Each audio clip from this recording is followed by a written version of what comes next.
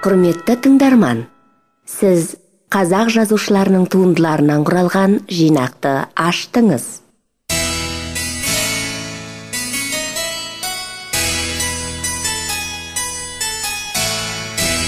Қызықты әңгімелер әлеміне қош келдіңіз.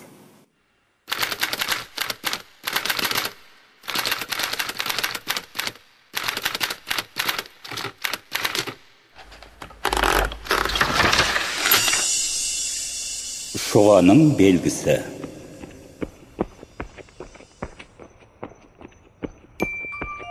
Біз елден шыққанда күнде сәскелікке жақындап ед. Ұшпалы сұр бұлттар көшкен керуен сықылды.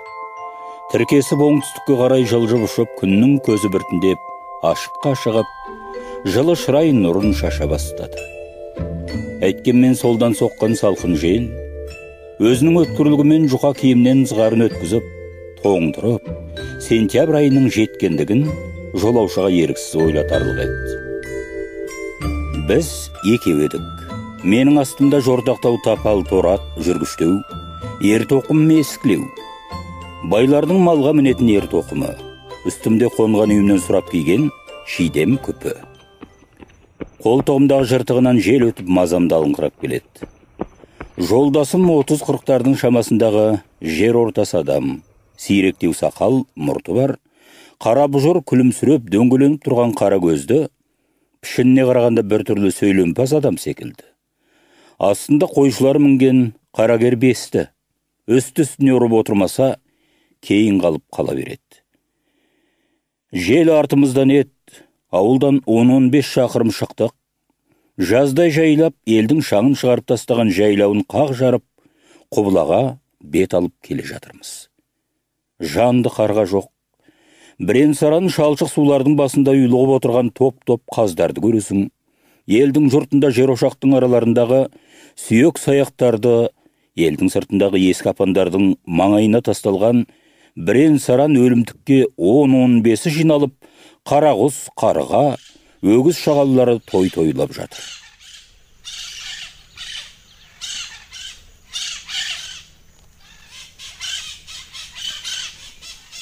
Жүрген сайын жер өнбегендей, сол ұшы-қиыры жоқ елдің жайлау бітпейтіндей көрінді.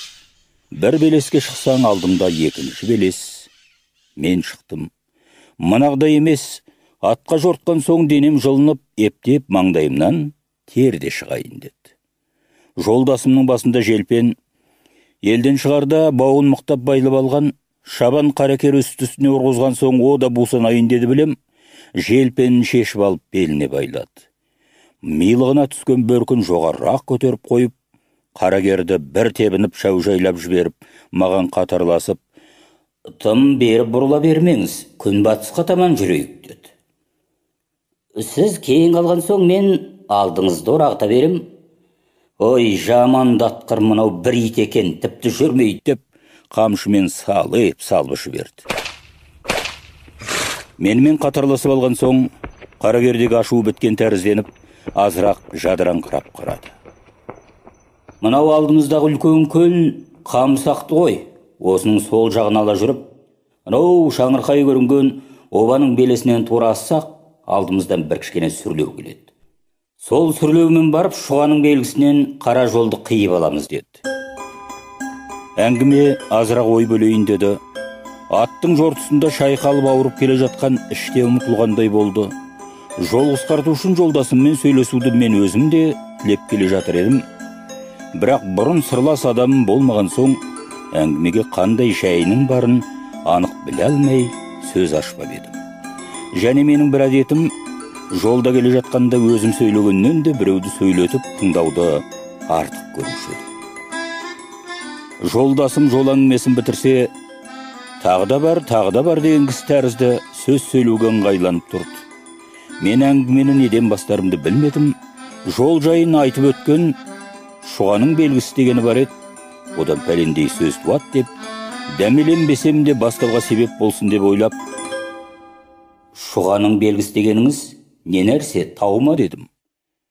«Жоқ, әшейін бір обашық» деді. Кейін қалып бара жатқан соң тағы тебініп қатарласып, «Шұғаның белгісін сіз білмейтін шығарсыз» деді. Мен қайдан білейін? Бұл жаққа бірінші келуім дедім. Білмессіз, сіздер жассыздар ғой деді. Маған қарағанда өзіне дәуір көпті көрген үлкен адам болып көтеріліп қойды. Сіз білмейтін шығарсыз, жассыз ғой. Уақытында Шұғаның әңгімесін бұл үлкенің баласына дейін біліп болып еді. Ой, шіркін, өзі де Шұға десе, Шұға еді-ау. Жолдасымның бұл сөзінен мен Шұғаға ынтықтым. Анығын сұрап білгім келді. Шұғаның әңгімесін айтсаңыз қайтеді? Жол қысқарсын. Айтайын. Қарагерді тағы тебініп қатарласты. Жалпылдап жайылып келе жатқан етегін жинап тақымына басып, ерініндегі насыбайын тастап, бір-екі түкірініп алып ыңғайланып, бұл қызық әңгіме, тыңдаңыз деді. Сөзді бастап та жіберді.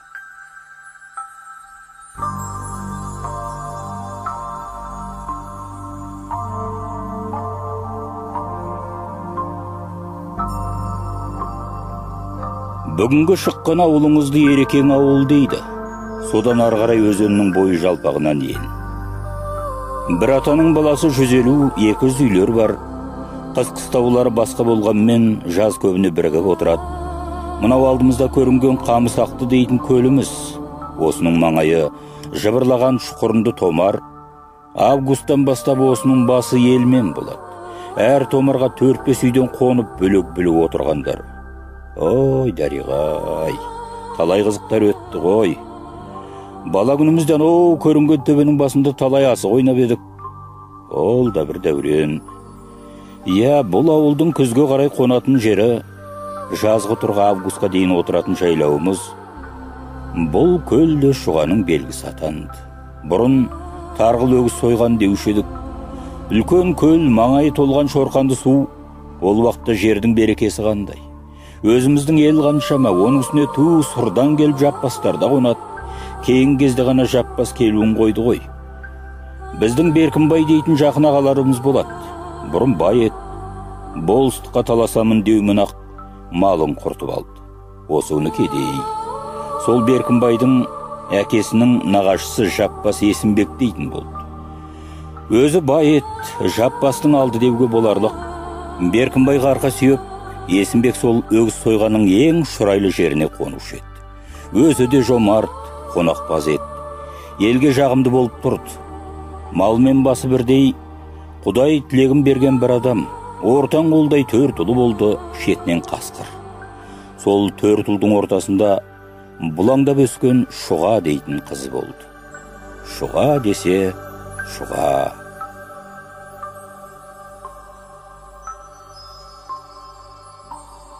Шұға ой шіркіннің өзде келбеттағы ет, ақ құба, талдырмаш. Көзі қап-қара, осы үріп ауызға салқандай еді. Ажары қандай болса, ақылы да сондай.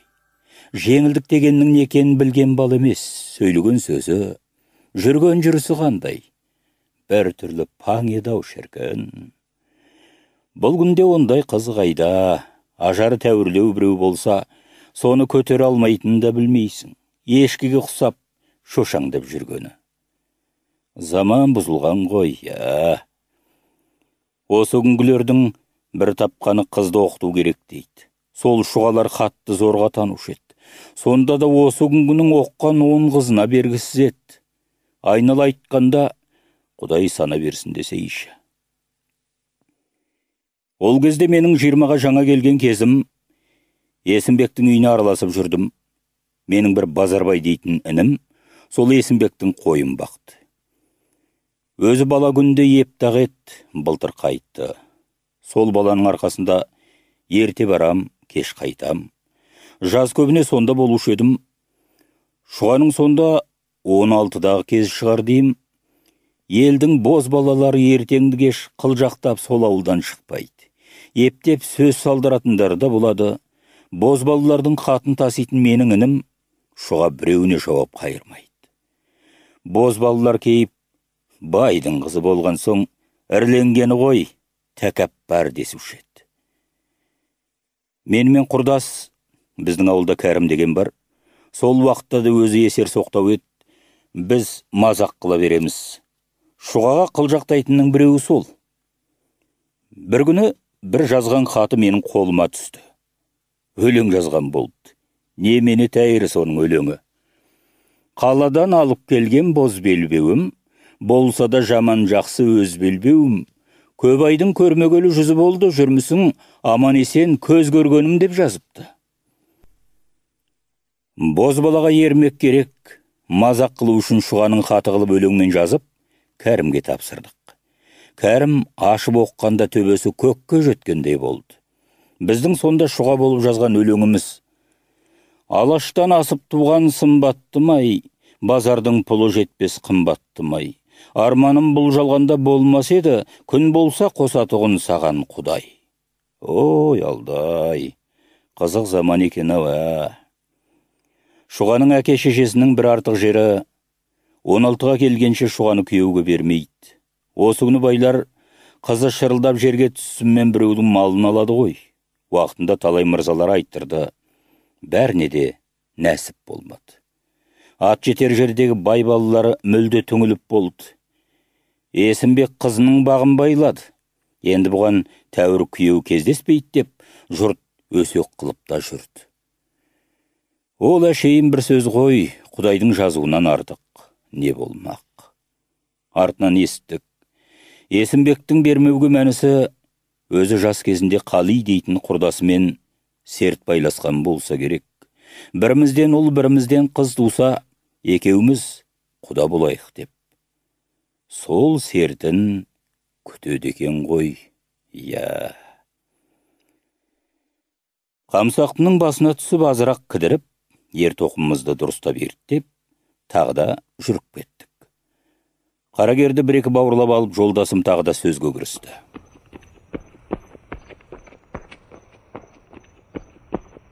Ол кезде заман қандай еді, жер әдемі, мал көп, орыстың исі де жоқ. Жазғы тұрғы майдың айы бітер бітпес, шала шарпы егін салып жайлауға жеткенше асығамыз.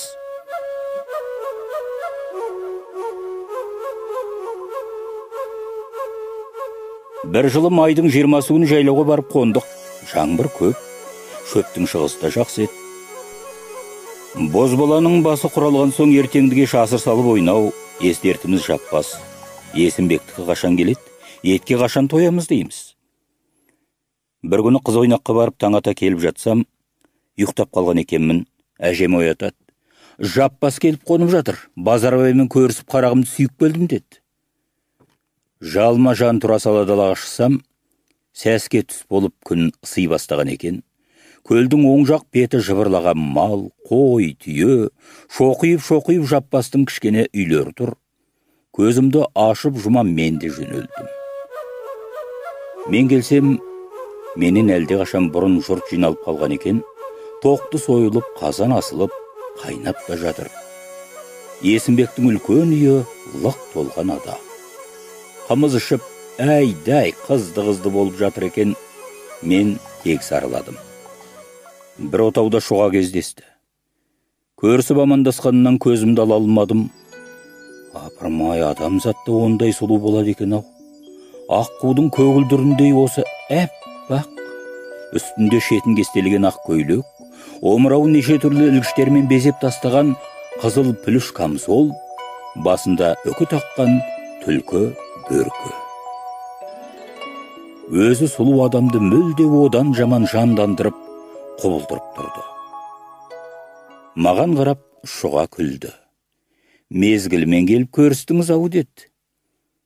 Мен не айтарымды білмедім. Бұрын әзілдесіп сөйлесе беруші едім, бұл жерде тілім байланды.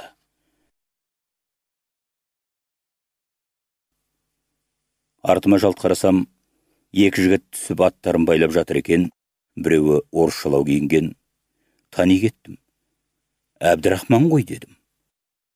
Әбдірахманың кім? Қазақбайдың баласы. Я, әлгі учитель баласы ма? Я. Жап-жас екен ғой? Бірер қарады да Шұға отауға кіріп кетті. Мен Әбдірахманға амандасып, үйге ертіп жүрдім. Отаудың сықырлауығынан Шұғаның бізге сығалап қарап тұрғандығы білінді. Сіз білмейсіз ғой деп жолдасым қарагерді шаужайлап қатарласты.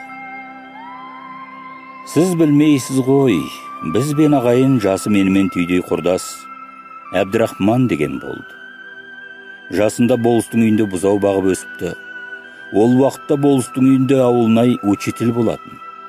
Балалармен араласып жүріп, учительден оқып, 4 жылдан соң мектепті бітіріп шығыпты. Әбдірахман өзі айтатын: күндіз қозымен бұзау бағам, кешке келгенімде учитель бір шын мұсылман жігіт еді. Байлардың балаларынан да маған сенің оқығаның керек қой деп түннің бір талайына дейін оқытушы еді. Ақырында сол учительдің тырысуының арқасында мектепті бітірдім. Менің учительге бітіре алмастық борышым бар деді. Әбдірахманның әкесі өте кедей болған адам. Ауылнай школынан шыққан соңда Әбдірахман малайлықтан құтыла алмады. Ақырында 12-13 шамасы болса керек, тұрған байынан қашып дуанға барып, бір ноғайға жаз қызметке тұрып, қыс оқуға кірді. Бұл 2 жылға шейін жаз жалданумен болды. Берірек келген соң жаз байларда орысша бал оқытты. Ақырында әйтеуір мектепті бітіріп шықты. Әбдірахман мектепті бітіргенде дабысы жер жарды. Өте зерек болған ғой. Учительдерді мақтаса керек. Дуандағы нәшәндік тілмәш бол деп өтінген екен, болмай елге келді. Нақ сол кезде болыстың песірі өліп, песірсіз тұр еді. Әбдірахманға песір бол деп жабысты. Оған да болмады. Жамантық болысындағы бір байдың школына барып бал оқытты. Содан бері қыз сонда бал оқытып, жаз елде болады. Сол жылы үйіннің бас кезінде келіп еді. Содан бері Әбдірахманды көргенім осы. Маған көріспейсің бе деп қалжыңдады. Әзілдесіп үйге кірдік. Төр алдында Қажыбай әңгімені көсілтіп отыр екен, бізді көрген соң жым болды. Үй ішімен Әбдірахман тегіс амандасты. Есімбек бай онша жақсы көрмеген адамның қалыбын істеді. Бұрынғы сөздерін тастай беріп, оқығандар анау, оқығандар мынау болады деп шатпа тілге айналды. Мен ғажапқа қалдым. Артынан Әбдірахманнан себебін сұрасам, өткен жылы бұрынғы қалыбымен күзгі астыққа бай киізін сатқанда, Әбдірахман тілін алар адамдардың біріне де алдырмапты. Әзір асығып 2 бағасын алғанша, астықтарыңды жинап алған соң шалқайып отырып, жарты бағасын аласыңдар деп. Әбдірахманның тілін алғандар бір талай пайда қылыпты. Мені олжамнан қақты деп байдың тырсиып отырған осы екен. Ретінде Әбдірахманға: еліңді қыстан шығардың ба бала, деді бай. Шүкір, шығардым, деді Әбдірахман. Жарайды, ел қамқоры болған соң солай болу керек деп сөзін доғарды. Түс ауа берген мезгілде ет жеп болып, жұрт бет-бетіне тарай бастады. Мен ауылға қайтқанда Әбдірахман Есімбектікінде қалып қойып еді. Менің артымнан іле-шала келіп Беркінбайдың үйіне түсіпті.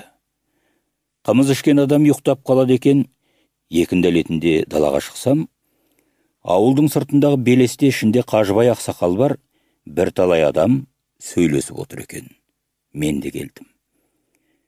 Әңгіме Әбдірахман турасында екен. Жақындап келгенімді Әбдірахманның өзі шынында бұзылған ғой деген Қажыбай қарттың самбылдаған даусы құлағыма сап ете қалды. Өзі сөзшең адам бірінен соң бірін тізбектетіп, не бар пәлен Әбдірахманның үстіне үйіп отыр. Оларды мұсылман деуге болмайды.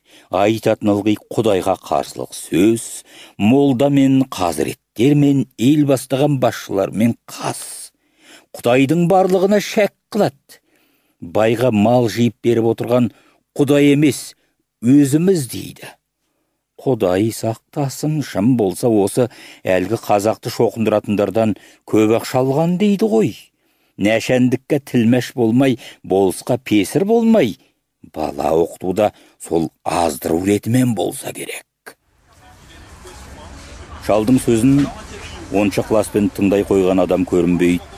Жастар бір бөлек әзілдесіп отыр екен, мен де соларға қосылдым. Бәріміздің ермегіміз Кәрім болды.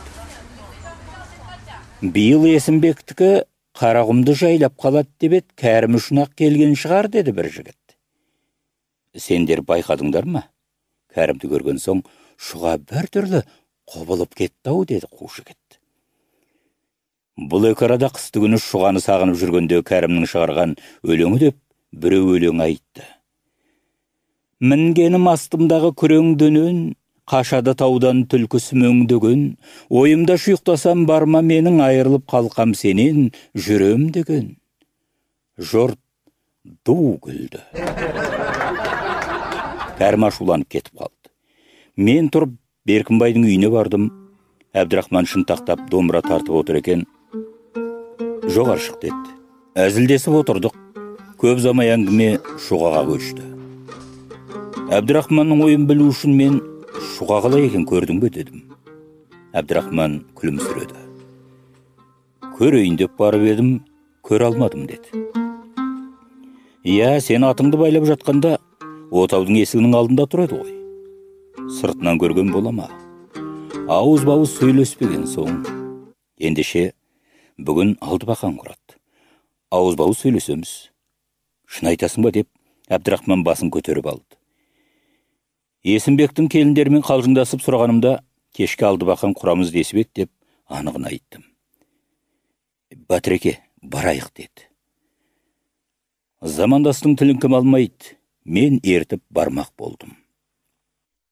Сізден несін жасырайын деді жолдасым. Сізден несін жасырайын, өздеріңнің бастарыңда да бар нәрсе ғой. Жастық не қылғызбайды, уақытында бәрі қызық. Есімбектің 3 баласы үйленген, біреуі бойдағы еді. Ең кіші келіні Зәйкүл мына Тама Қаржаудың қызы еді. Заманында дүниені кешкен адам, өзде ажарлы, бозбала сүйетін қызыл шырайлы еді. Азырақ мінезінің жеңілдігі болмаса, ақылға да жақсы еді. Күйеуі Ыбырай, Есімбектің балаларының ішіндегі момыны, үн жоқ, түн жоқ, ертеңді кеш, мал соңында жүретті қояды. Күйеуінің қалпын оң жақта жүргенде-ақ сезіп, Зәйкүл бұзыла бастаған. Өздерімен бір жамағайын Сейіт дегенмен көңіл қосып, шығамын деп жүргенінде, елі сезіп қалып жібермеген. Ол кездегі болыс Құрман Есімбектің туған құдасы. Есімбектің жесір кетсе қыпшақпын деп қанға тарту жоқ. Құрман Жаппастың арын арылап тұрған. Болыстың ызғарлығының күштігінен Қаржау қабыл-ғұпыл Есімбекке хабар тигізіп, аман есенінде қолына берген. Зәйкүл ұзатылып келген соң көпке шейін кетемін деп жүрді, бірақ кете алмады. Айтқан сөзінен табылып көңілдегі мүддесін орнына келтіретін жігіт сирек қой. Шынында Зәйкүлге тең жігіт табылмады, сізден несін жасырайын. Ертеңді кеш үйінен шықпаған соң мен Есімбектің үйінің бір адамы құсап кеттім. Жүріс тұрысымда ешбір ерсілік болмады. Ақырында Зәйкүлмен жақындасып, көңіл қостым. Бойдақ кезім ғой. Ол тиемін деді, мен аламын дедім. Бұл сөз алғаш кезінде бір-бірімізді жақындастыруға дәнекер есебінде болды. Шынына келгенде екеумізде де ойнап күлгеннен басқа ескі сөз, уәдені қозғайтын ой жоқ еді. Ойдың болуы да мүмкін емес. Есімбек бай, мен кедей. Келінін тартып алсам ертең күні шаңымды аспанға шығарады. Кедейлік не қылмады, Зәйкүл сөзшің қатын ет, кей кездерде мені қалжыңдап өлең айтады. Қасымжан, серт байласқан сен емеспең, ұстаған етегіңнен мен емеспем, болса да не қиындық басты тартпас, жүретін қол ұстасып тең емеспем. Мен өлең шығара алмайым, ауылда төкей дейтін барды, өзімнің өлеңім қылып, соған өлең шығартып алдым.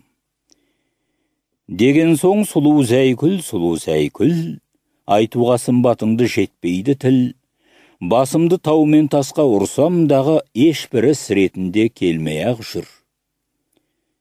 Вай, дариғай, талай қызықтар бастан өткен екен-ау. Ас су ішіп Әбдірахман екеуміз үйден шыққанда, елдің алды жата бастап еді. Түн тастай қараңғы.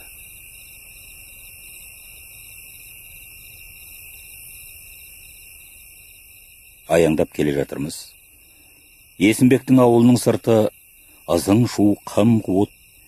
Әбдірахман жылдамдай басып менің алдымды орай берді.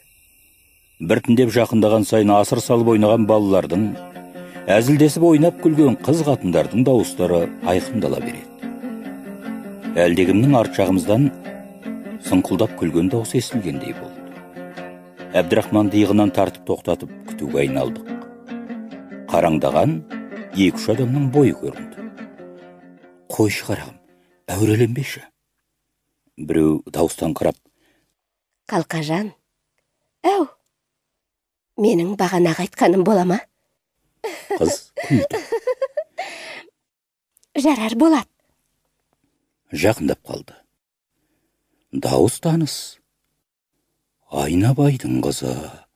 Ауыл Есімбек пен біздің ауылымыздың орталығында 10 шақты үйлі керей. Біз ауылының тұсынан өткенде қатындарының дабырлап жүргендері білініп еді. Күлзипа келеді деп күлдім. Әбдірахманның Күлзипа десең шамы. Ағайын арасында аз үйлі керей болғанмен Айнабай деген бірді бірге соғып, екі елдің арасына от салып тұтандырып жүретін бір қызыл көзді бәле. Ел ішінде Айнабайдың істемеген бұзықтығы жоқ. Анау мынау адамдар өзінен сескенетін деді.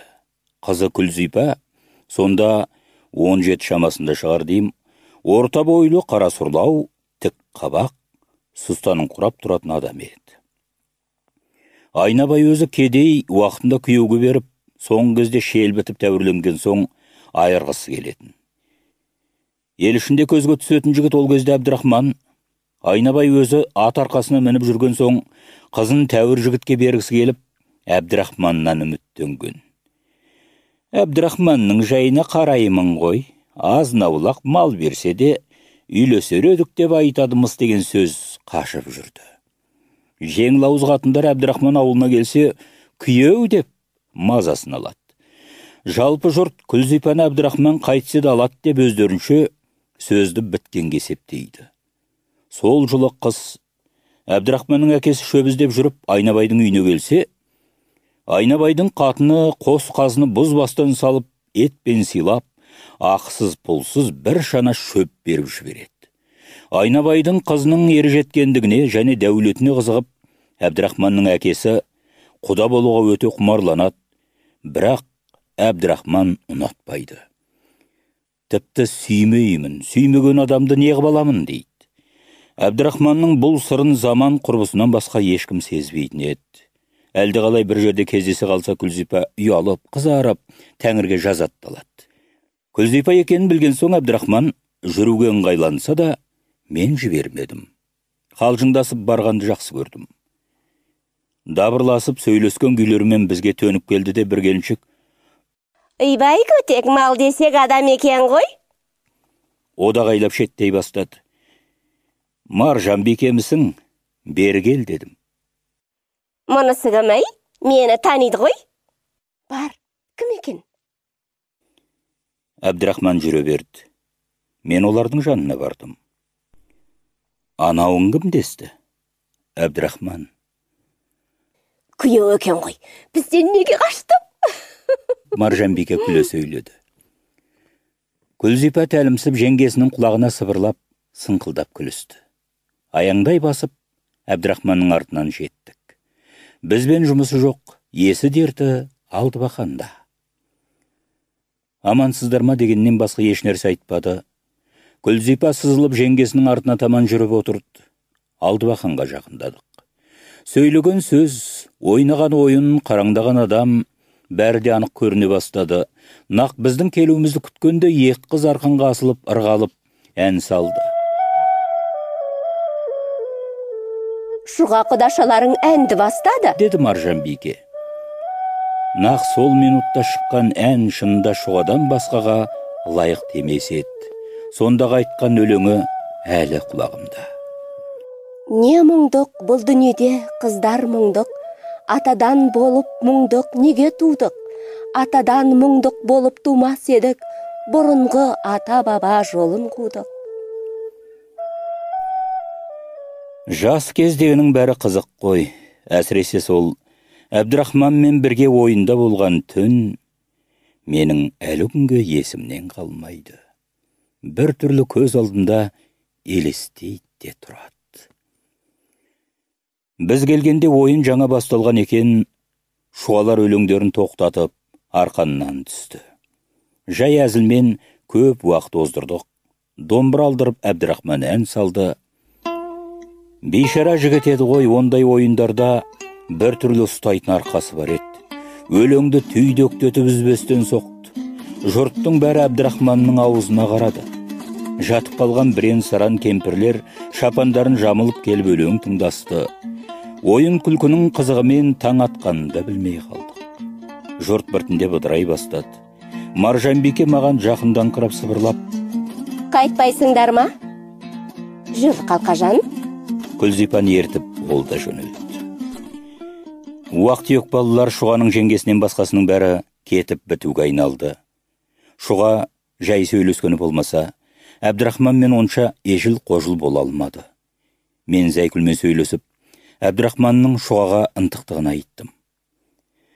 Қайдан білейін? Оқыған жігіт қой. Оқығандығына қызықпаса, бұрын мұның әкесіндей жігіттерге де барған жоқ еді. Мен қолымнан келгенін аямаймын. Жеңеше, қайтамыз ба? Неге асықтыңыз деп, Әбдірахман жанына жақындады. Біз қашығырақ отыр едік, көпірлесіп сөйлесті. Оқтасанда Әбдірахманның жас жүрек деген дауысы естілді. Әлден уақыт Әбдірахман қош болыңыз деді. Жалт қарасам, Шұға үйіне кетіп бара жатыр екен.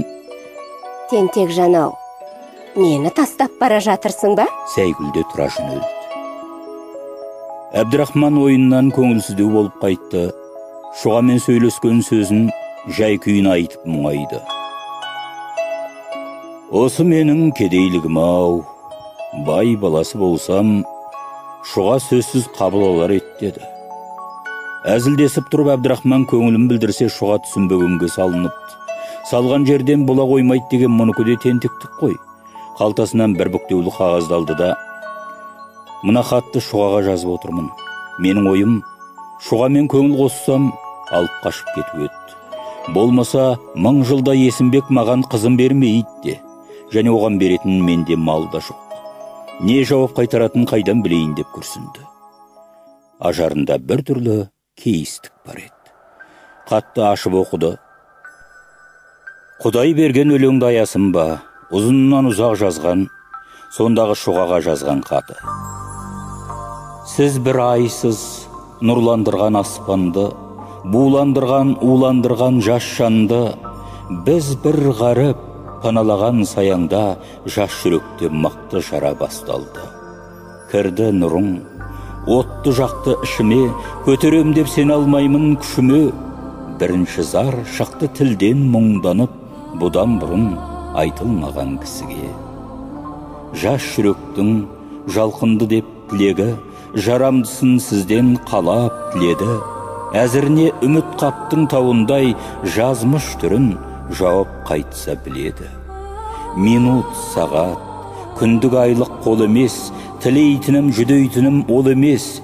Көрсе қызар, антым бұзар қылжақпас, тұрлау жоқ, әсіре қысыл мен емес. Бір көргенде сиқырланып ақыл ой, бал сөзінде қалдың там бір қанбай. 40 бүктеліп келсе хатың тұмардай, жылы жүзбен көңілді жайқылардай. Болат деген жалғыз ауыз сөз тапсам, көңіліме сақтар едім Құрандай.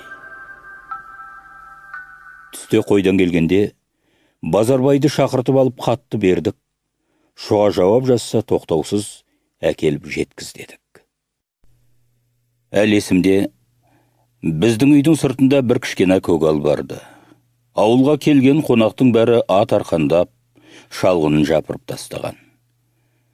Көгалдың түстік жағында ыстықтан шыбындап жатқан қойлар, бірен-саран кісілер шыжыған ыстыққа қарамай, қойын құрттап, жабағысын қырқып жатыр. Әбдірахман қайда кеткенде біздеп жүрсем, қойдың қотанының жел жағында шалғынға бауырын төсеп, көгалдың ортасында жатыр. Қасына келіп: «Ой, батыр-ау, мұның не?» дедім. «Қайтейін, Үйде отырғым келмеген соң жатқаным ғой деді. Бір түрлі қалың ойға шомып, екі көз елдің сыртында бірдемені күткен адам секілді. Не күткені белгілі, Базарбайдың келуі. Шұғаның хатты қалай қарсылар белгісіз. Бұрынғы қалпын істесе оқымастан жыртып тастайды. Оны Әбдірахманның өзі сезетін.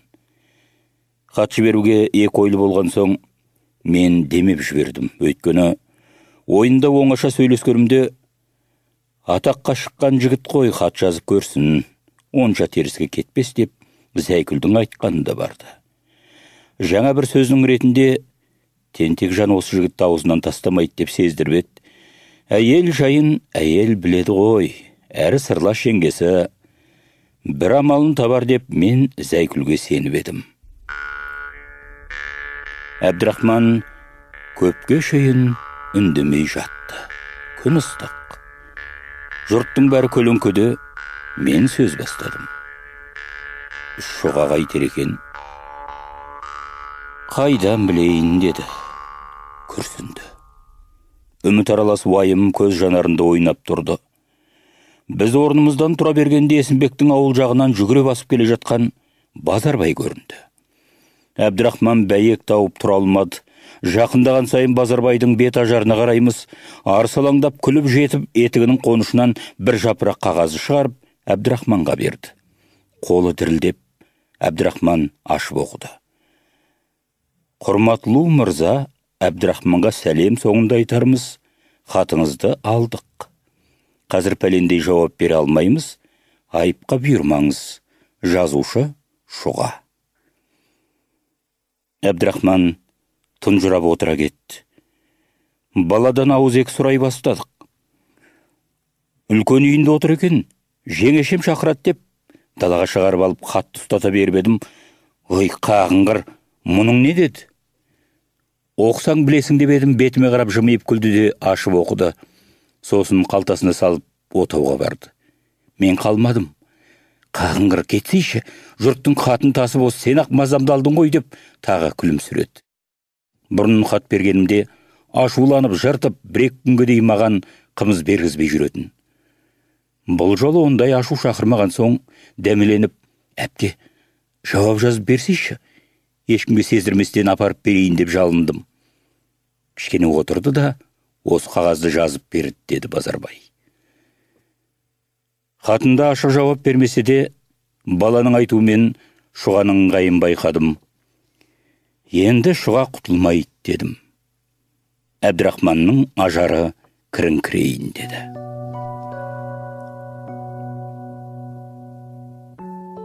Хат жазысқан соң көп замай Әбдірахман Шұғамен жақындасып кетті.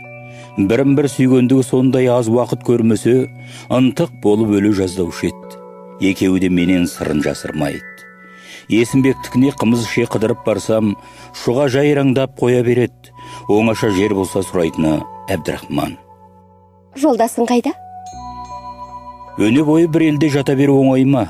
Еліне кетіп Әбдірахман 10 шақты күн кешіксе, Шұға мазамдалады. Неғып келмей жатыр? Хабар бердің бе? Аман бекен?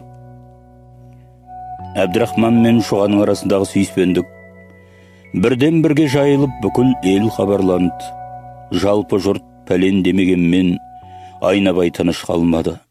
Шұға мен Әбдірахманның көңіл қосқан қалпын естігенде Күлзипа жылапты деп қатындар өсек қыла жүрді. Үміттеніп жүрген адамы қызым менсінбей тастап кеткен соң, айнабай не қыларын білмей Есімбекке хабар тигізіпті. Қызы бұзылды, Әбдірахман мен бір күні кетейін деп жүр деп. Есімбектің үй іші естіп бұлан талам болыпты.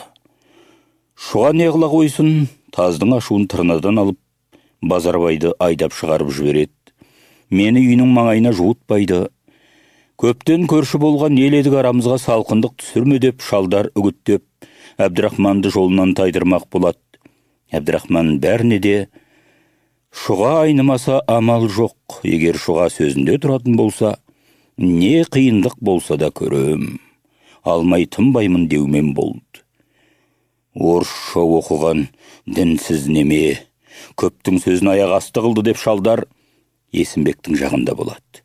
Әбдірахманды жақтайтын кілең жастар жататыны біздің үй. Жұртта да дін жоқ қой, ақсақалдарға қарсы болған адамды үйінде сақтайды деп менің басымды іске байлады. Есімбектің жоғалған атын мен ұрлады қылып бір бұзаулы сиырымды төлеуге әперді. Көпке топырақ шашасың ба? Құдайдың салғанына көндікте отырдық. Көптің талқысы қиын ғой. Соңғы кездерде қорқытайын деді. Есімбектің балалары бірнеше бозбалалар мен тым болса аңдайтын болды. Қолдарына түссек, жоқ қылып жіберуі шексіз еді. Бұрынғыдан гөрі қатынауы сирей бастады. Шұғаны сағынғанда Әбдірахман өлең айтатын болды. Жаным сүйіп, жарым деп сеніп едім, құрбандыққа басымды беріп едім. Айтылған сөз уәде сертім үшін ат сабылтып Шұғажан келіп едім. Бұрын жақын ауылың алыстады, аңдып жүрген бір дұшпан қалыспады. Екеумізді ынтық қып екі жақта, тағдырдың неге мұнша қарысқаны. Айнабай Есімбекті құтыртқанымен қанағаттанбай, Әбдірахманды басқа жөнмен мүдіртуге кіріскен. Түріктерге жасырын ақша жинап жүр деп Әбдірахманның үстінен арыз беріп жүр дегенді еміс-еміс естіп, шошынып жүрдік. Әбдірахман ойына еш нәрсе алмады, біздің үйде жатты да қойды. Ертеңгі кеш азабы Шұғаға қалай сөйлесу. Бұрынғыдай қатын таситын Базарбай да жоқ. Зәйкүлді екі бастан көре алмаймыз. Ай, қиын болды ау. Бір күні кешке жақын ауылдың сыртында белеске шығып отырдық. Бетіміз Есімбектің ауылы жағында. Көз ұшында бұлдырап көрінген адамдардың әйел екенін, еркек екенін айыра алмаймыз. Есімбектің үй ауылдың орталығында. Сол маңайда жүрген адам Әбдірахманға Шұға болып көрінеді. Екеумізде үн жоқ. Ол Шұғаны, мен Зәйкүлді сағынам. Ұзамай өрістегі сиырлар жыбырлап елге қайта бастады. Жаппастардың маңайы лек-лек болып түйемен толы. Ауыл іші маңыраған қой, мөңіреген сиыр, шұрқыраған жылқы, ағытқан құлындар ойнақтап шаң аспанға шықты. Бәрінде көрдік. Біріне де көңіл бөлгеніміз жоқ, ой басқа. Әбдірахман сөз бастап, Шұғадан бүгін хат алдым ау деді. Не жазыпты? Сағындым депті. Үйдің ішінің бәрі де қас көрінеді. Басым қатты ғой, құтылудың амалы не депті. Жаздым, кетейік дедім. Қатты жіберетін адам табылмайды ғой, егер анық уәдесін алсам, ұзамай кетер едік. Біздің әңгімеміз аяқтала бергенде екі ауылдың ортасындағы ағытқан қалың жылқының арасынан жіңішке жолмен шаңдатып бір пар атты шыға келді. Жүрісі қатты. Асығыс адам секілді. Арт жағында жалбаңдап шоқытып келе жатқан бір салт аттысы бар. Біз сөзді қойып, арбалыға қарадық. Жақындаған сайын адам айқындалды. Біреу орыс секілді, менің жүрегім тас төбеме шықты. Қалтырап кеттім.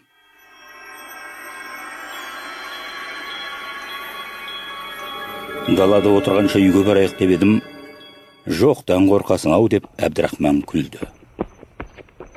Арбалы ауылға төніп келіп біздің үйге бұрылды. Көшірі бір жас жігіт. Орысы қарғып түсіп, осыма деген адамға ұқсап, бізге қарсы тұра қалды. Әбдірахман кім? Мен? Айда кейін, болысқа барамыз деді орыс.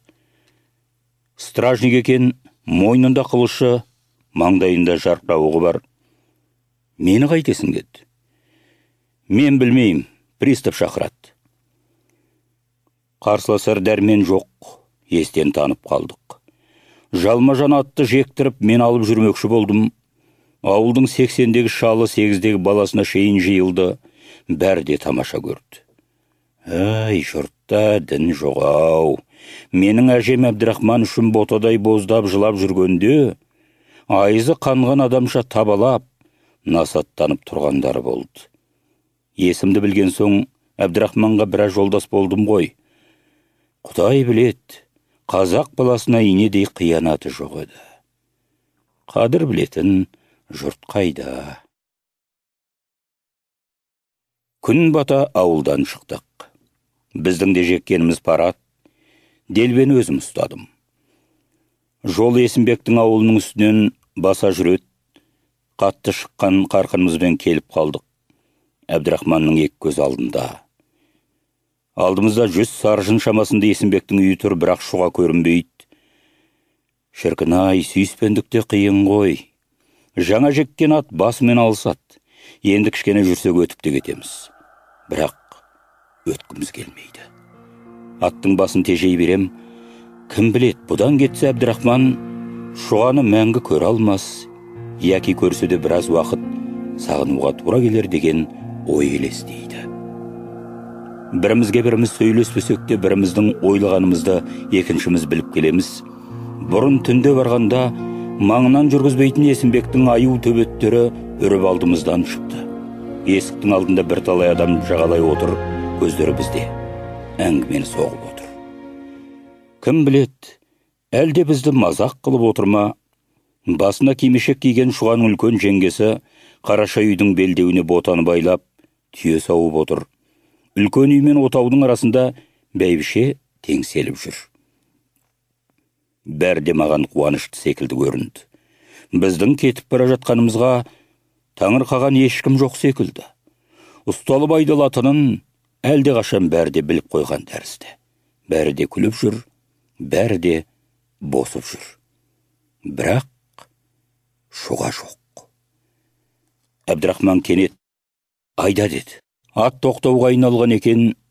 Делбені жинаңқырап ұстап, айдай бергенінде ауылдың сырт жағында құдықтан келе жатқан екі әйел көрінді. Біреуі шуға. Апырмай, жаман қуандым. Көзімнен жас шығып кетті. Қатарласып келгенімізде бізді танып екеуі де состиып тұрып қалды. Зәйкүлдің иығында шелек, шуға жанында бос еріп келе жатыр екен. Әбдірахман арбадан қарғып түсіп жүгірді. Құшақтар, сүйер деп едім, өйтпеді. Жұрттың бәрі самсап қарап тұрған соң ибалық қылды білем, бекер ұялды. Құшақтау керек еді, сүю керек еді. Апырмай, қайда барасыңдар? Болыс қайда барады, деді Әбдірахман.